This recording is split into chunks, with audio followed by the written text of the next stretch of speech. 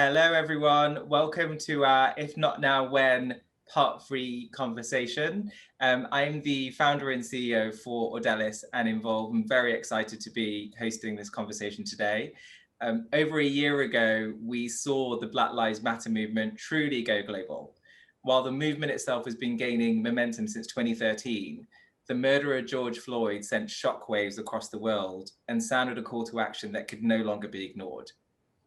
Over the course of a year, we've seen a shift towards conversation, education, accountability, and the much needed realization that things must change. So what has actually changed? How have businesses responded to this call to action? And what more do we need to do? Following parts 1 and 2 of our If Not Now, When series, in part 3 today, we'll be discussing whether we've seen adequate action over the last year and what work businesses still have to do to drive Black inclusion in the workplace. The question still remains, if not now, when? So we have an incredible lineup of speakers. I feel incredibly honored and proud to be able to host this group of awesome people. And we're going to get into intros quite quickly because we've got a lot of different questions to cover, but we do want this to be as interactive as possible. So please do put your questions in the chat function and we will do our best to put them to the panelists. So I'm going to head straight into intros and let's start with, I'm going to go with the tiles on my screen. So Wayma, you're first. Intros, please. Yes. Well, thank you, Suki. It is a pleasure to be here today amongst my esteemed colleagues and new colleague, Carlos. And I think it's so important that we come back and not let this conversation go. For me, what has changed is that there has been an evolution, and we're not only seeing what organizations are doing, but we're seeing the pressure that is happening externally.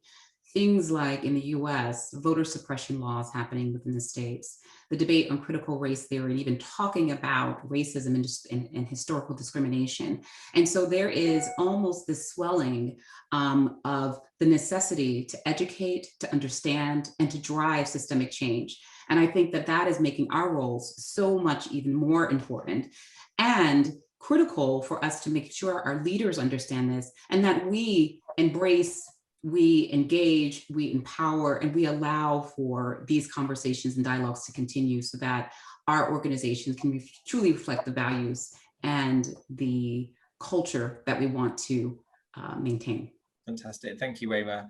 Over to Erica, who's giving me some serious glasses game. Thank you, Suki, and hi, everyone. It's really great to be back for part 3 of this dialogue, and even the ongoing nature of this dialogue implies that it continues. You know, I think we all talked about turning this into a movement versus a moment, and I think everyone has had a fear that it's like a one and done. We were going to just hear about it last year, and by 2021, it'd be a distant memory.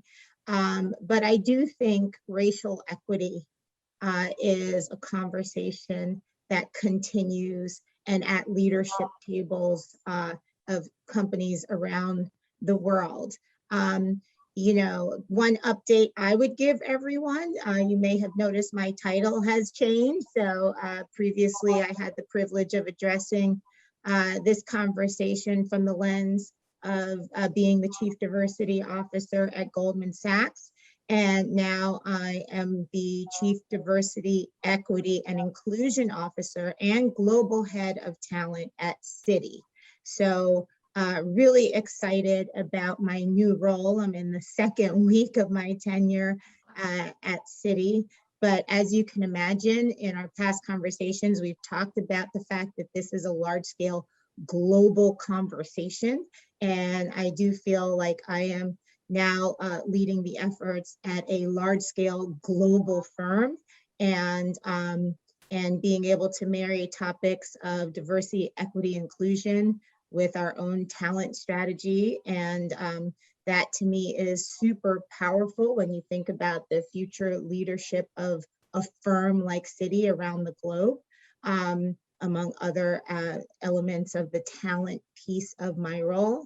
So just really excited to have this dialogue today, to be in this company, and hopefully to continue to spark you know, shine a light on this topic, and also spark an ember, you know, underneath everybody that's participating in this dialogue. But this is not over. The problem has not been solved. Yeah. You know, this cannot be one and done, and we all have to keep on pushing. And Erica, congrats on the new role, by the way, and also incredible Thank to you. be working for the first Wall Street bank with a female CEO. Yes. So bravo to that, quite frankly. So very excited. With a genuine commitment to diversity, equity, and inclusion. It sounds weird to saying that actually in 2021 that she's the first woman CEO of a Wall Street bank. It's great to celebrate it, but also really sad it's taken that long, quite frankly. So, but great news. So next is Sandra. Hello, everyone. It's really wonderful to be back again with the crew, Erica and Rima, and joining us today, of course, Carlos. There's been a lot that's been going on. I did get an elevation to the Chief Diversity Officer title since we were together. This has been quite a journey. The pandemic has layered on so much, but you know what? I really feel like it was a trigger, along with certainly the sadness of George Floyd's murder, but it has lifted people to a level of engagement that we have not seen in my life. And I will say that I think it is evolving. I feel people are feeling more courageous of having this conversation, and that no, they don't want to go back. And that's a good thing. And I think we have the opportunity to certainly take advantage of that and educate people and lift ours as we educate, and that we do not lose that as we are doing this work. I focus a lot on the people, and I feel very strongly about people having a foundation to start the conversation. So I've been doing a lot of work in terms of what that conversation is like. Absolutely. So, yeah, so I'm glad to have this conversation today as well. Well, congrats on your new title. Thank Sandra, you. very deserved. And I'm loving the room divider behind you as well, very stylish and fabulous. And joining as a newbie to the OGs of this If Not Now When panel is Carlos. Carlos, do you want to tell everyone out there who you are and what you do? Am I off mute? Yeah. Well, glad to be a part, and thanks for the invite. And Suki, since we've connected, you're a force to be reckoned with. So I love working with you and appreciate the work that you and your team is doing. But I am the Global Chief Diversity, Equity, and Inclusion Officer at Walgreens Boots Alliance. We are a healthcare destination that does business in 20 plus countries, 440,000 employees across the globe.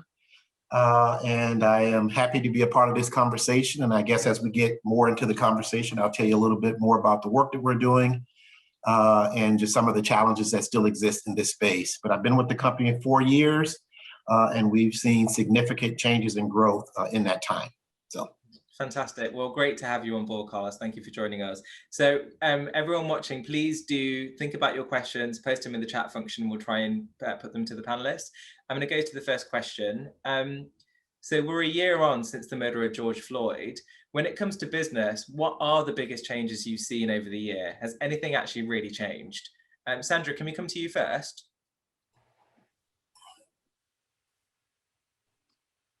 Sorry, didn't unmute. The greatest awareness of social justice, I think, has happened. And not that it wasn't before, but it is a different feel. When I talk to a lot of people, they do feel like this is different, and it has not sort of gone back as usual. So the social justice, and of course, all consumers holding businesses responsible for action. And this is not a time that you can sort of put it on the shelf and not pay attention to it. Your business literally depends on it. There are lots of statements, of course, and commitments to DE&I. Certainly all of that has to pan out, and people need to watch that. For us at Nielsen, the knowledge that these statements have to translate really into real action. It cannot any longer be flavor of the month. We need to focus on continuing to educate people, and with that, have action. Yeah. No, fantastic. Waymo, what about you? What's the last year been for you in terms of seeing change? Yeah, I think with the change, there is a recognition that we can't go at it alone, that we have to actually bring in partnerships with advocacy organizations, with other organizations within the same industry. And really with that change, making sure that it distills down to tangible actions within our organizations. So that translates into leadership accountability. How are we ensuring that our aspirations and our ambitions through racial equity commitments really come to have the impact that we want through the conditions and the work environment that our employees are experiencing? And now more than ever, I see within my organization and also in Santa Fe as a chief diversity officer, the accountability piece has been so much greater. And also thinking about how do we evolve that so that, yes, we start with metrics and accountability now, but how does that really play into a leadership expectation so that it doesn't have to be, just forceful, but something that our leaders and our managers see the value in and do naturally. Fantastic. And Erica, what have you kind of see change in the last year specifically? Sure. I do think the hiring landscape for Black talent has changed. Mm-hmm. So I think it's a very active and robust market. I think market value has gone up, which I think is fantastic.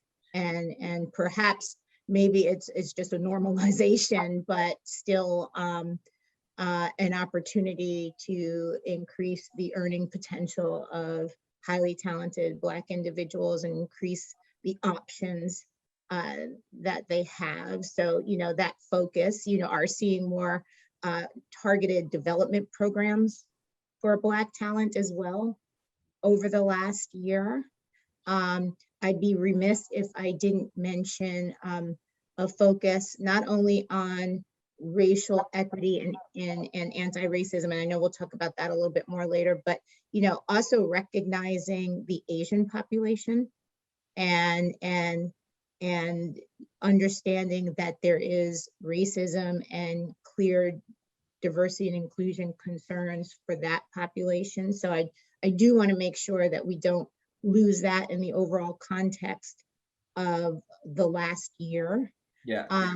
We're seeing more Blacks being put on boards. So that's something else that I think firms have been intentional around, and also you have like large clients that are really pushing for board diversity. Yeah.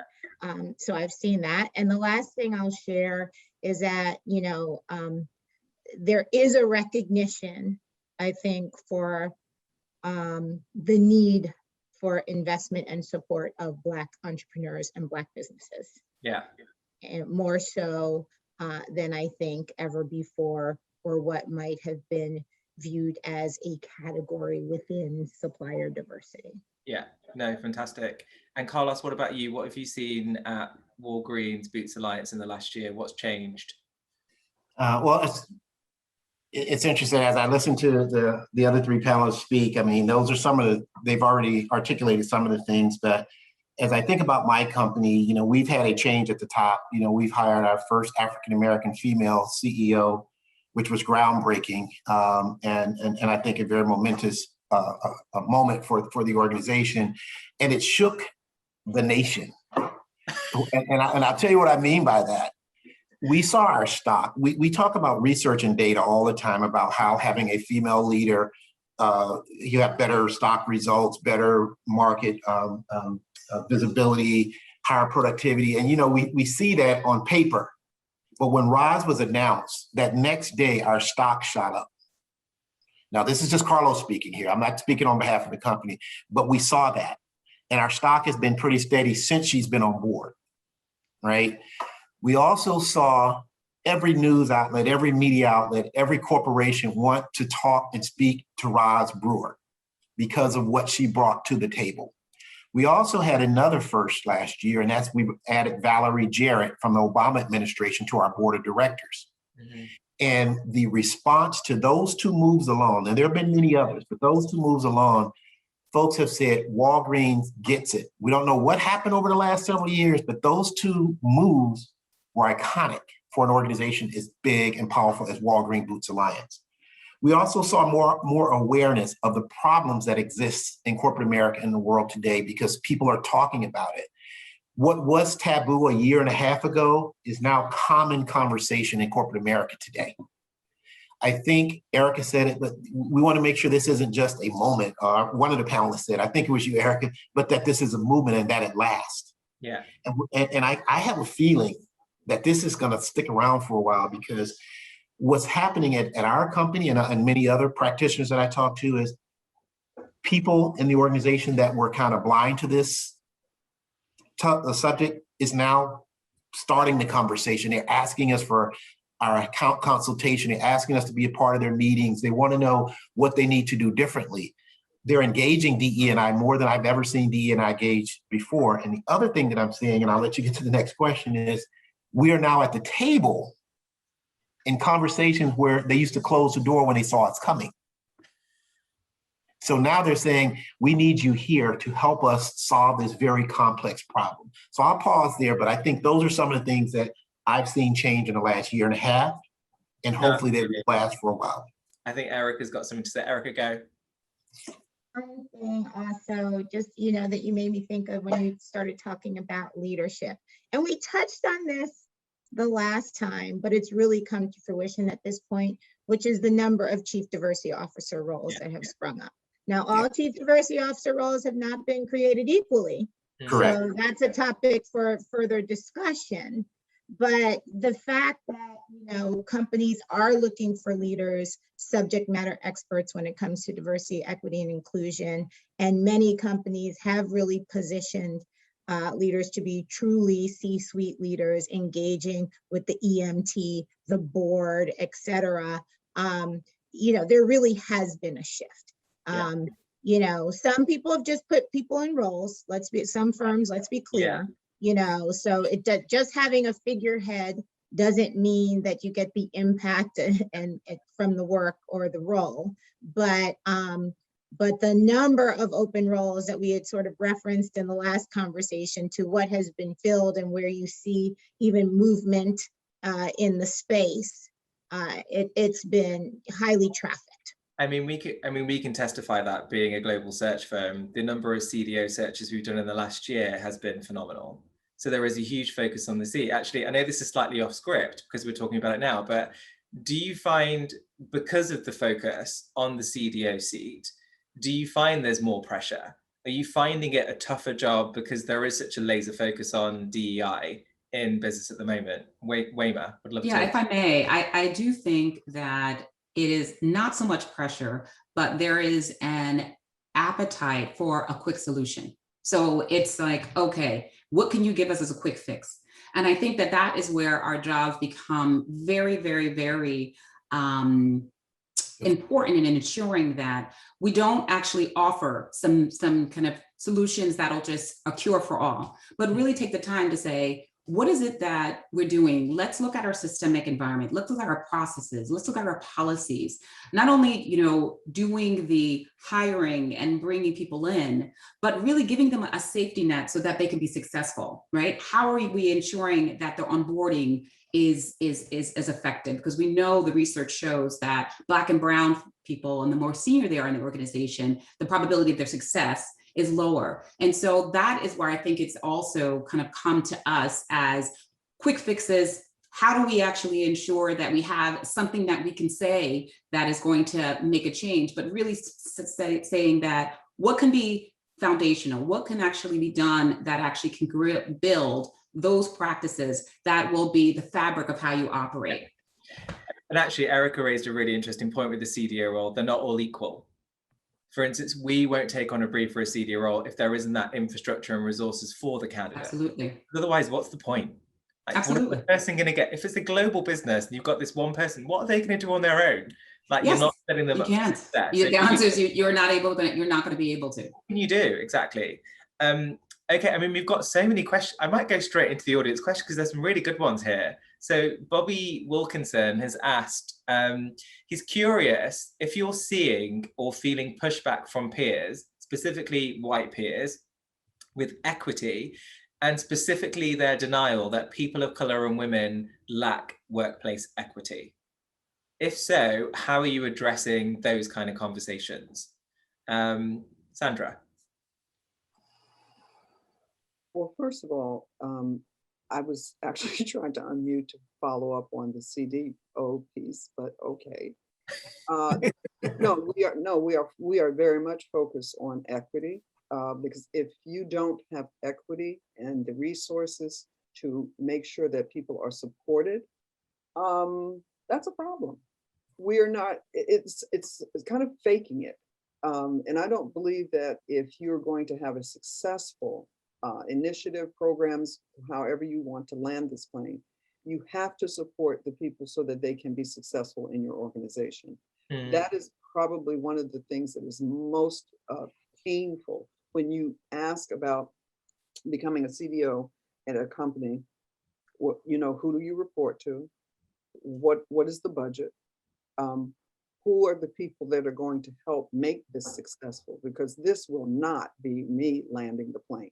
Yeah. It has to be a group of leadership that is supporting this, that is supporting the programs that are required. And to those who ask about the equity, I'm all about, you know, it's almost we're at reparation time. There are things that have to be supported. There are skill sets that have to be supported when you want people to have a trajectory in your organization. And there are people who have not been raised in families or in surroundings where people can just tell you what's the secret sauce, what's sort of behind the wall. There has to be that kind of equity so that when I do advance, I am actually going to be successful. Yeah. And there are many other things that we can, you know, talk about in that realm, but those things have to happen. No, great. It has to happen. Because I suppose it's almost, how do you tackle those difficult conversations with those that don't believe that there is an equity issue with the Black community in business, I think is what the question is asking. Like, have you experienced that, and how are you tackling those tough conversations? Carlos, anything to add? Oh my God, daily. I get pushed back across the organization, and you know, we're going to be, we're amongst family and friends here. So, you know, folks have come up to me and said, this is reverse discrimination. You know, I mean, and these are senior leaders. Mm-hmm.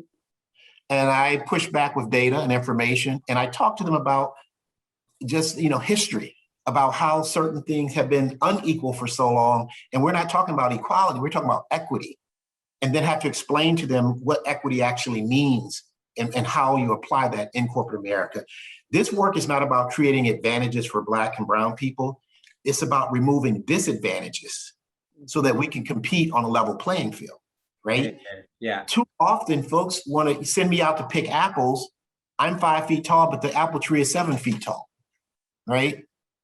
And I'm competing against someone that's 7 foot tall that can reach up and pick those apples and doesn't need any assistance. Give me the ladder and I'll be just as productive. That's equity. Give me the tools that I need in order to be successful, and then I'll do the rest. So it's almost making it real for them. So it's because I think we use the word equity a lot, and a lot of people don't understand what it means. They don't. Like they equate it to equal. They equate it to equality every single time. And they'll say, what's the difference?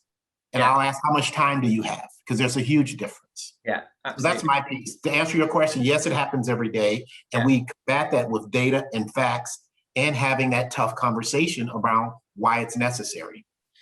No, absolutely. So next question for me, do you think businesses are yet doing enough to drive change? And is that change occurring fast enough? Wayma, any comments? Absolutely. I think businesses are doing a lot. I think that there could be more? Absolutely. If you think about legislation such as the Crown Act, right, which was actually started by Dove, and that is a legislation that has passed here in the US in 14 states that prohibits discrimination against hair texture and hairstyles. And that was really led, and a lot of organizations led that to talk about how are we creating systemic change outside in our communities.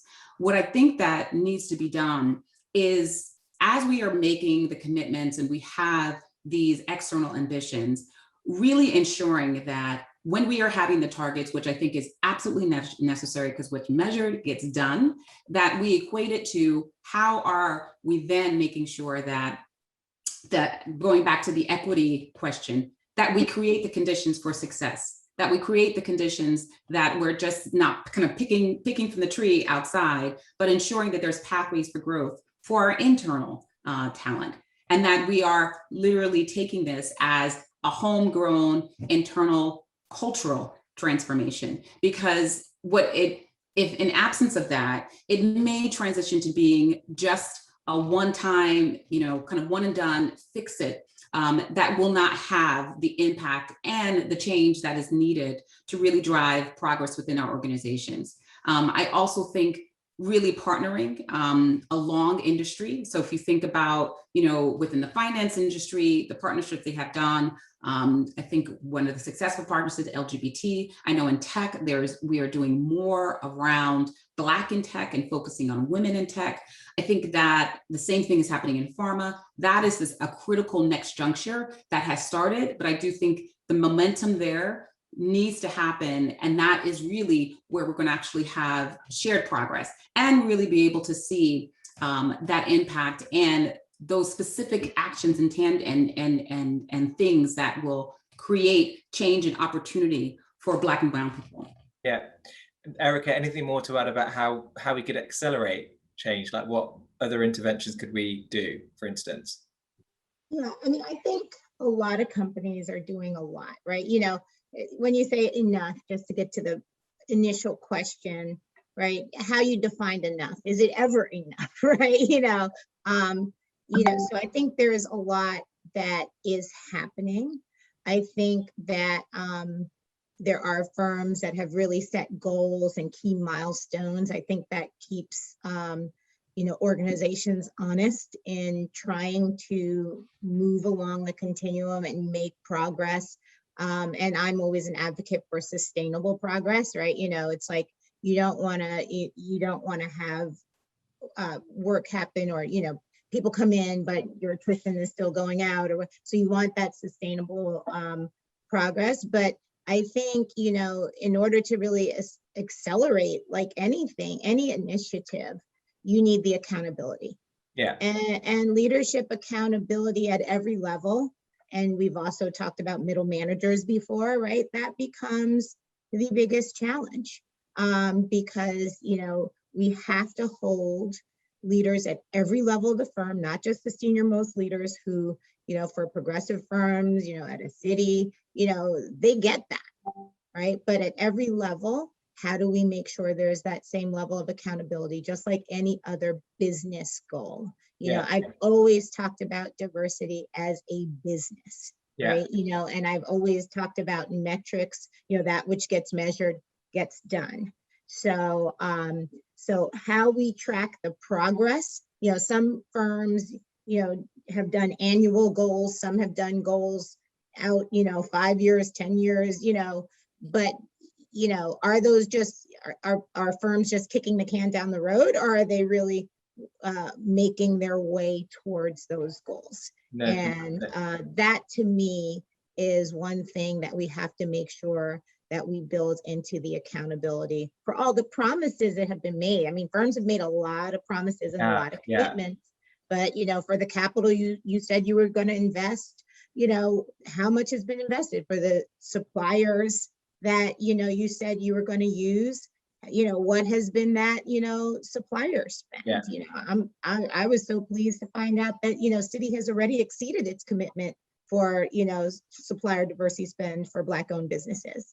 And that's a multi-year commitment, so that has already been exceeded. So I think you just have to track that progress and keep people honest to whatever goals have been put forward, and not allow it to be a can that gets kicked down the road and people hope that those commitments have been forgotten by the time they get to the point where they haven't achieved those goals. Well, I mean, to be fair, they'll also be called out for it, which is what happened last month. There was some research that showed these big commitments they made about funding advocacy organizations in the Black community, for instance, and it was a tiny amount of money that actually reached them, which was quite shocking, but they were publicly called out.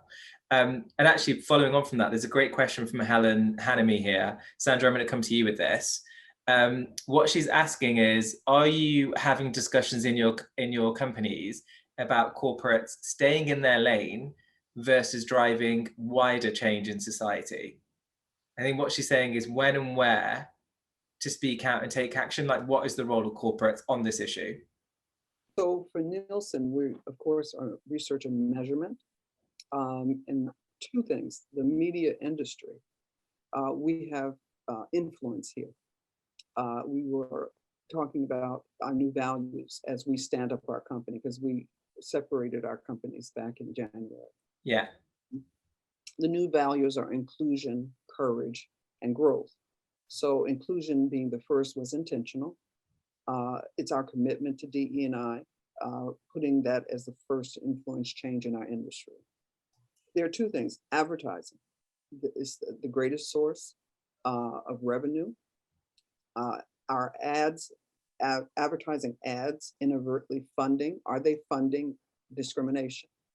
We did a small custom study that shows that we found over 60 brands advertising in digital news sites that used hate terms. And this is information that inadvertently they don't really know, but you can inform them so that they are more aware of where they're placing their ads. Then content, their stories that we see and characters we watch and shape those beliefs and can break the bias. So we have a product, Inclusion Analytics. This data shows that the overall share of screen time for Black talent on television is often at, is above, they are at or above the presence in the US population. Now, however, when we look at it closer, the strong representation is led by the presence of Black men and reveals an underrepresentation of Black women. I'm saying all of this to say, yes, we have responsibility to call these things out, because that is the beginning of stereotyping. Yeah. You put Black men in violent cop shows, so that's all that you see. That is making up in children's minds in particular, that's it. So we're investing here and investing in the representation content and the advertising. So those are things that are very powerful, and we plan to stay the course on this. Thanks, Sandra. And Carlos, what about in WBA, that kind of impact in society? What have WBA been doing perhaps in the last year? Well, really, I mean, if you think about WBA, we're a consumer-based organization, right? I mean, we don't exist if folks don't come into our store and buy our products and services. So one of the things is that we wanted to make sure that we trained our associates on providing extreme customer care, making sure everyone that walked into our doors felt welcome.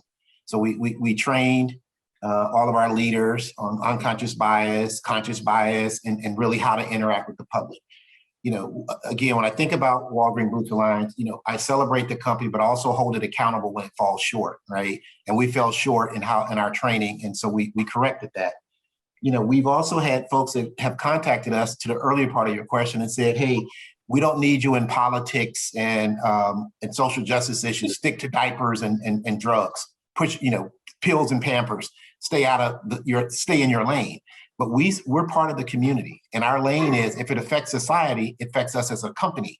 So we can no longer have that line that says what happens outside doesn't come inside, because every one of our employees come from outside, right? Yeah. So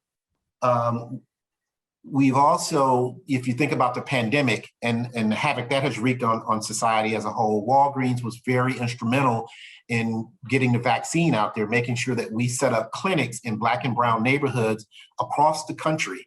I have probably been spending the last 6-8 weeks on the road every weekend in a different major city with our vaccine equity clinic to make sure that we're putting shots in arms in Black and brown neighborhoods, partnering with Uber to provide free rides to clinics. We partner with Uber to give 10 million free rides. We've worked with churches, the Urban League, to set up clinics at churches and pastors in their backyard and in their communities. And right now we've done almost 9 million vaccines in Black and brown communities across the US, because it's important that we not just make the vaccine available, but we make it available in those vulnerable areas and those medically underserved areas. So those are just some of the things. But to your question, people tell us all the time, stay in your lane and stay out of these issues. You have no place there, but that is our place. Yeah, absolutely. It blurs, right, the line. I think, Erica, you want to add something? Yeah, I think it's important to say that, you know, employees want to work for companies that their values are aligned, right? And companies have tremendous platforms, and CEOs have tremendous platforms to leverage. And there have been several instances where the CEOs have used their platforms not only to speak on the issue, but also to let employees know where they stand, which is very important as employees go through trauma, the trauma of the last year. So there is somewhat of, there's a responsibility to shareholders, but it's not devoid of social responsibility as well, you know, and I think that that's important. And, you know, I think there are organizations like the Business Roundtable that have said, yes, we should have a voice on these issues, right? Some of the most powerful CEOs from, you know, around the globe. And I think when you think overall around, you know, diversity, equity, inclusion across dimensions, certainly in the gender space, there are some countries where you see the government taking the lead, and there are some countries where, you know, you see corporations take the lead. And certainly in the past environment where our government was not taking the lead, you know, there was a real gap, an open space that I do think a lot of companies actually stepped up and filled. Agreed. There's a great question here actually from Sarah Abbasi, which kind of links a little bit to your comment earlier about kind of intersectionality, Erica. What she's asking is, how have the events of the past year, when you think about the pandemic, George Floyd, BLM, Stop Asian Hate, Free Palestine, lots of different intersections and challenges in different demographics, how has that impacted your own approach to DEI within your respective roles? Like, have you had to adapt your approach to meet the needs of so many different demographics? Wayma, can I come to you first? Yes, absolutely. I think that's a great question. And absolutely. And it has forced us to adapt, me specifically, because it has allowed me and really put in place the need for creating a sense of belonging. You know, these are shared experiences that are happening, you know, on different spectrums, right? With xenophobia and Asian hate, with the violence against, you know, racial injustice and violence against Black. Even with LGBT, we're still seeing, you know, commitments of that within our communities. But that is actually creating more of a platform and a need to have connected, engaged communities within our organizations, for having them seeing how they can work collectively together to really create that sense of belonging, that inclusive environment, and the need to say, okay, this is my experience, and this may be happening outside the doors, but when I come in, I need to feel like not only can I be my full self, but I'm able to what we talked about earlier, the trauma, understand that has happened. And so these are the conditions that needs to be made so for me to be able to bring my best and perform at my best. And that's where our focus is really on that sense of belonging. What does that look like? How do we create space to understand, hear, listen to trauma, but also educate, right? And really, this is where the allyship piece comes in so strongly, because what I have found also in this time, there has been tremendous outpouring for the majority group to say, how are we supporting? What can we do? And then what I have been counseled is like, you know, you have to be careful with that, right? That you're not putting the burden on those that have felt the pain and trauma, because now they are not only dealing with their hurt, but they have the expectation to drive the healing process, to be the helpers within corporations, within our communities. And so at some point, and I think that was one of the questions, but how do we allow there to be resources that the organization takes and say, okay, if you want to educate yourself, this is how, this is what you do, and this is what it looks like when you come into working with your teams, working with the organization, promoting and discussing leadership styles, talent, seeking talent. And so I think that is where it has shifted and really become more palatable in terms of the change. It's really around those shared experiences and creating that sense of belonging. I think it's really interesting you say about getting the majority to step forward and educate. Because remember the last conversation we had, how you were all pretty much finding it quite exhausting, having to educate and tell people what to do. Like the onus is on the individuals to learn themselves, be it a non-Black person, including brown people that need to learn more about the Black experience and Black issues.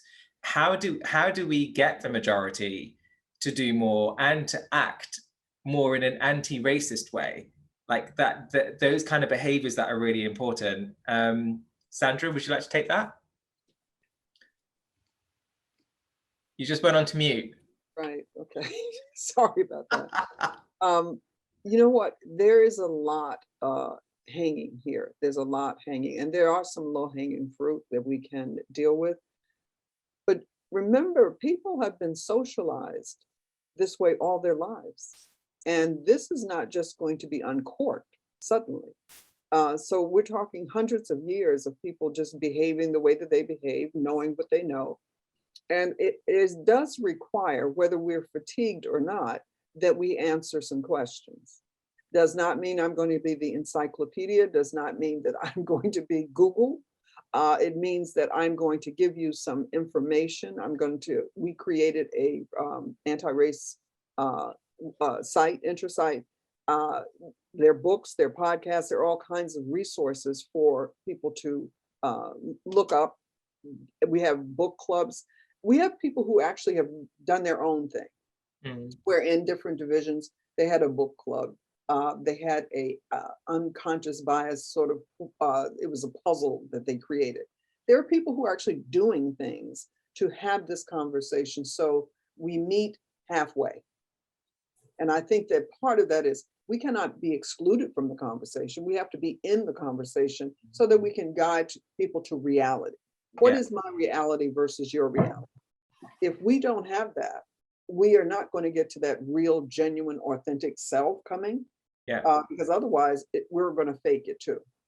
I don't want to show up as an imposter. I want you to know your reality. I know, Sandra, you have a great list of resources, which actually, if you don't mind, with your permission, we could share with all the people that registered for this event, so they have it, and we'll make sure it's credited to you. Erica, I think you wanted to add something. Yeah, I mean, Wayma just, that was a drop the mic answer. The one thing I would, point out is we don't just have to get the majority engaged, right? We should, that's definitely a must. It shouldn't just be, the Black folks, teaching folks or trying to draw people in to care about Black racial equity. But I think, when you think about the ecosystem that you just described and so many different pieces to the puzzle, including Stop Asian Hate, et cetera, like we all have to be allies, right? Across communities. To, the point that Sandra was making, like we all have to educate ourselves. We all have some level of privilege, and how we use that for others, how we speak up, right? Silence is endorsement.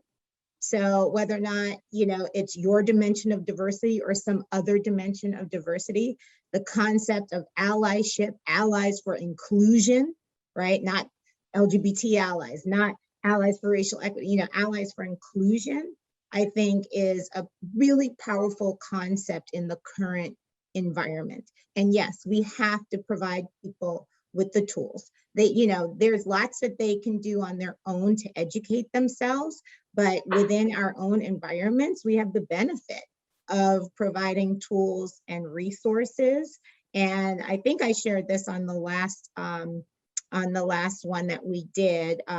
But one of the things I'm proud of as I have exited Goldman Sachs is the reverse mentoring program that we implemented, because to Sandra's point, people have to understand the lived experiences of the groups that are being marginalized, right? And in the case of the reverse mentoring program we implemented at Goldman, it was specific to the Black community.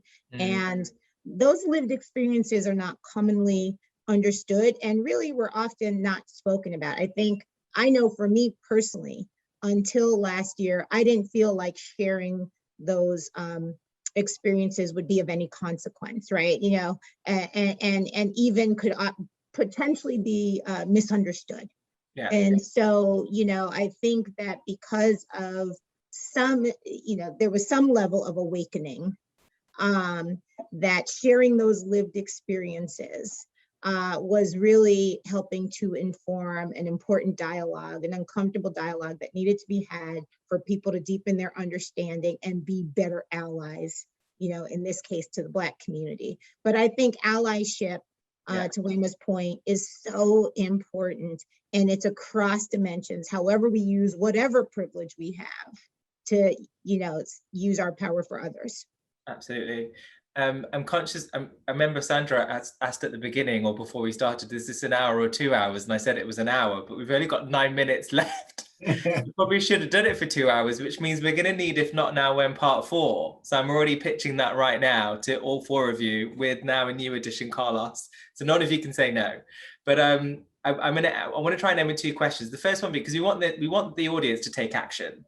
And we want them to take action on things that work. So it's great hearing about reverse mentoring, and you might have something else as well, Erica. But it'd be great to know, in the last year, what is the one intervention you've seen has had like the greatest impact to drive Black inclusion and diversity?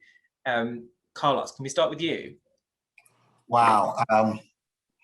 So one of the things that we did, I think that had, I don't know if it's the biggest impact, but had a major impact, is we started a series inside of our company called Listen, Learn, and Act. Yeah. It was a global piece where it was really a forum for our employees to come together with issues that were on their mind. We created a safe space. We set parameters going in about a no judgment zone. And we talked about real issues with our leaders. And we had our leaders listen, right, to the employees so that they can learn, so that we could take action.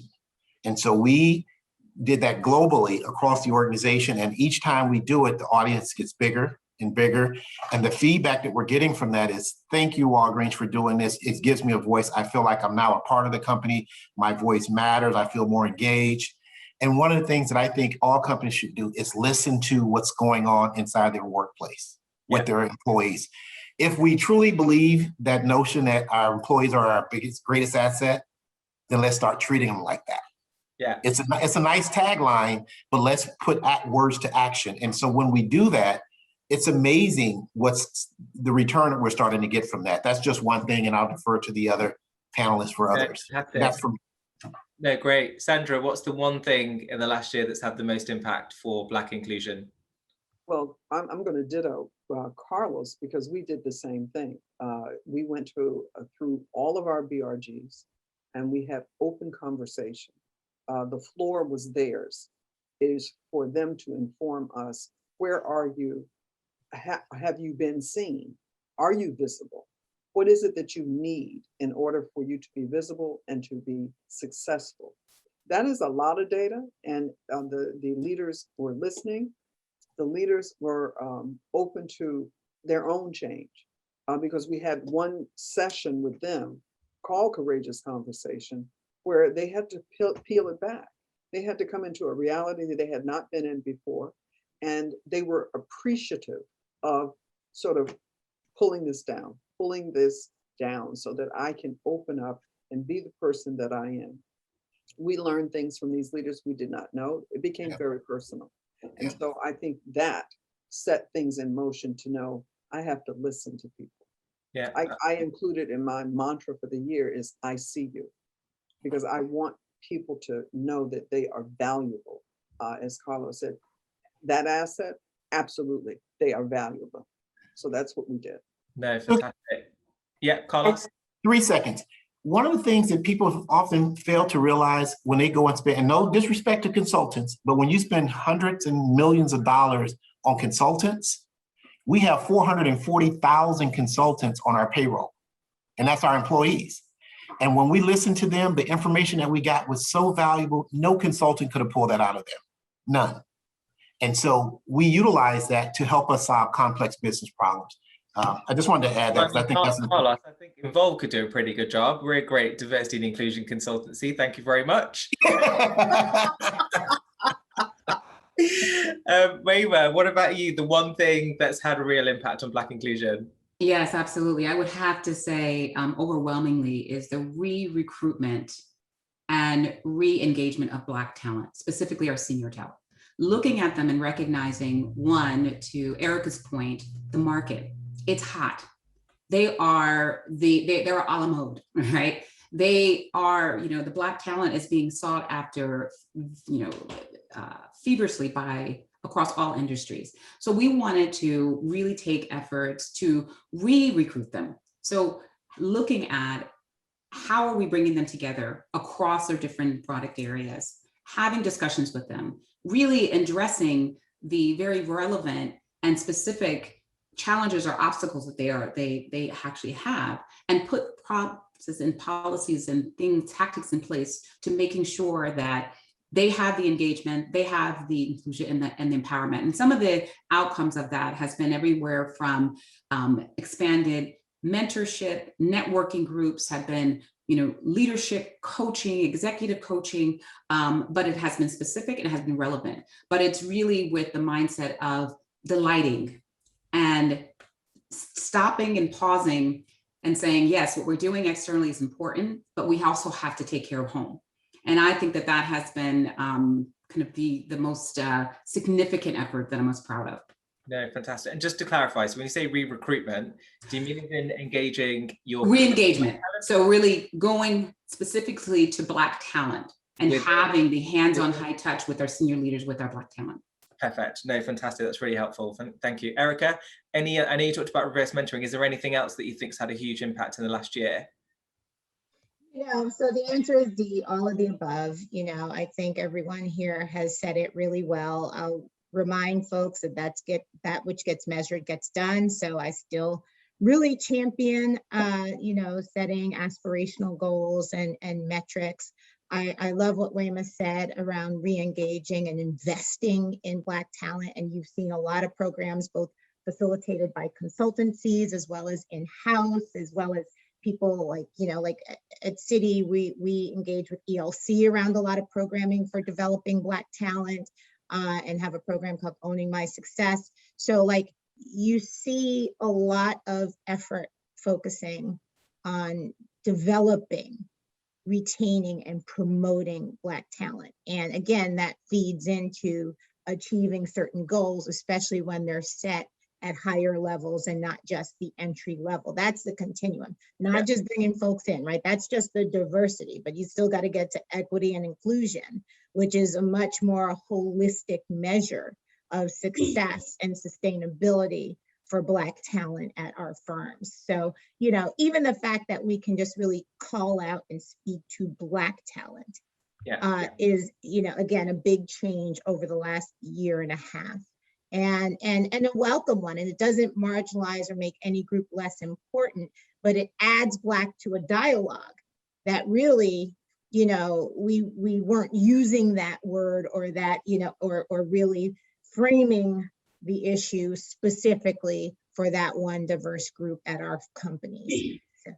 Now we have less than 2 minutes. So my final question, you have less than 20, 30 seconds per person. I'll be cutting you off if you go beyond that, is what is your one last bit of advice for people watching on this session right now for them to take action?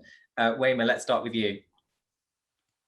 So just quickly, I cannot reiterate enough, really create the platform to talk about the shared experiences as a collective. Use that to really set expectations and really encourage that sense of belonging, that ownership. And also for the DEI practitioners, put in place things like the anti-racism training, things that those that are allies and want to help can do themselves. Thank you. Wayma, but very good advice. Sandra, what about you? This is an individual call out. Be visible, be vocal, be an implementer of change, understand your bias, and change it. Change it. Here. And that was very well timed. Well done, Sandra. And Carl, Stay true to yourself, be authentic. absolutely. And Erica, last but by no means least. Same thing I always say, use your voice, silence is endorsement. Absolutely. I mean, we could have honestly talked for another hour, and thank you all so much for joining us. I mean, if we had the audience, everyone would be clapping, so I'll do it for you. Thank you for joining us. We really appreciate it.